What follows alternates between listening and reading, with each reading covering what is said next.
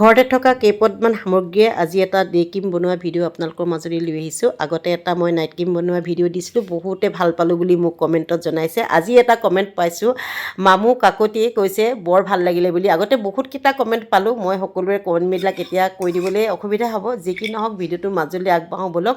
প্ৰথমতে এয়া মই চাউল লৈছোঁ দেই, চাউলখিনি সুন্দৰকৈ ধুই লৈছোঁ আৰু চাউলখিনি ধুই পেলাই এতিয়া মই চাউলখিনি 50% সিজাই ল'ম। যিহেতু বহুত বেছি ঠাণ্ডা পৰিছে, আগৰ নাইট ক্ৰীমটো আপোনালোকে ব্যৱহাৰ কৰি ভাল পালোঁ বুলি কোৱাৰ কাৰণে বহুত বহুত ধন্যবাদ। আৰু সুন্দৰকৈ মই এতিয়া 50% সিজাই ল'লোঁ। সিজোৱাৰ পাছত এতিয়া ঠাণ্ডা হ'বলৈ এৰি দিছোঁ। ঠাণ্ডা হোৱাৰ পাছত মই অন্য এটা পাত্ৰত এয়া সুন্দৰকৈ ভাতৰ মাৰখিনি উলিয়াই লৈছোঁ।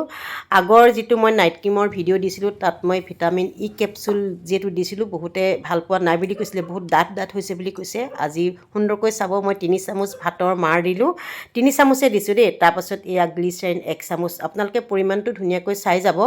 1 চামুচ ফুল মই গ্লিচাৰিন দিলোঁ আৰু তাৰ পাছতে ইয়াত মই নাৰিকল তেল দিম। এয়া পেৰাচুট নাৰিকল তেল, আগতে মই অৰিফিনিমৰ নাৰিকল তেলটো দিছিলোঁ, বহুতে সুধি আছিলে কি তেল বুলি।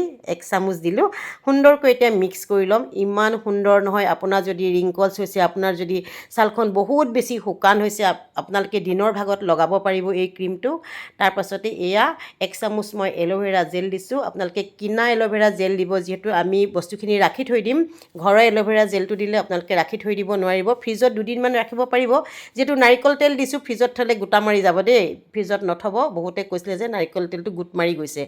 সুন্দৰকৈ মিক্স কৰি লৈছোঁ। আপোনালোকে এবাৰ ব্যৱহাৰ কৰিব, ইমান ভাল ৰিজাল্ট পাব নহয়, একেবাৰে মানে ক্ৰীমতকৈও বেষ্ট বুলি মই ক'ম। আৰু মই বহুত দামী ক্ৰীমেই ঘঁহোঁ অৰিফিলিমৰ, কিন্তু এইকেইদিনা মই কেতিয়াও ঘঁহা নাই অৰিফিলিমৰ ক্ৰীম।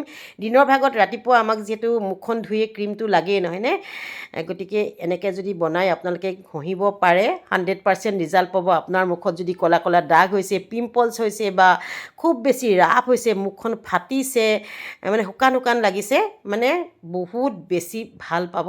আৰু গোটেই বডিটো ঘঁহিব পাৰিব, যিহেতু বহুত দামৰো নহয় বস্তুখিনি নহয়নে, গতিকে চিন্তা নাই, আপোনালোকে হোল বডিটো ঘঁহিব পাৰিব। বেছি চিপচিপীয়া হোৱা নাই, ডাঠ হোৱা নাই, পাতলা হৈছে আচলতে বস্তুখিনি। মই আজি পাতলাকৈ বনাইছোঁ, যিহেতু দিনৰ ভাগত ঘঁহিম। ৰাতিপুৱাই মুখখন ধুই আমাক ক্ৰীম লাগে। আৰু এয়া আহিলোঁ, মই এফালে যাম, গতিকে যোৱাৰ আগতে ক্ৰীমখিনি লগাই যাম। আৰু আপোনালোকক বাৰে ক'ম, মুখখন চাফা নকৰাকৈ কেতিয়াও ক্ৰীম নলগাব। সুন্দৰকৈ চাফা কৰি ল'ব, ফেচ ৱাছেদি ধুই ল'লেও হ'ব, বা আপোনালোকে যি আছে, মই ক্লিনজাৰ ঘৰতে বনাইছিলোঁ, ভিডিঅ'টো দিবই পৰা নাই। যি কি নহওক সুন্দৰকৈ এতিয়া চাফা কৰি লৈছোঁ। দেখিছেনে মুখখন কিমান ধুনীয়া হৈ গৈছে, মই ঘৰৰ ক্লিনজাৰে চাফা কৰিছোঁ দেই। তাৰপাছত এই ক্ৰীমটো ঘঁহি ল'ম। কি যে ধুনীয়া গোন্ধ নহয়, আপোনালোকে এবাৰ বনাব। বহুতে বনালে কিন্তু নাইট ক্ৰীমটো দেই, মোক মেছেঞ্জাৰত জনাইছে, কমেণ্টতো জনাইছে। সকলোকে বহুত ধন্যবাদ। সকলোৰে নামবিলাক ল'ব পৰা নাই, গতিকে চাওক কিমান চিকচিকীয়া হৈ গৈছে মুখখন, হয়নে নহয় কওকচোন। আৰু বুঢ়া হোৱাৰ লগে লগেতো আমি 15 বছৰীয়া বা 20 বছৰীয়া ছোৱালীৰ দৰে হ'ব নোৱাৰোঁ।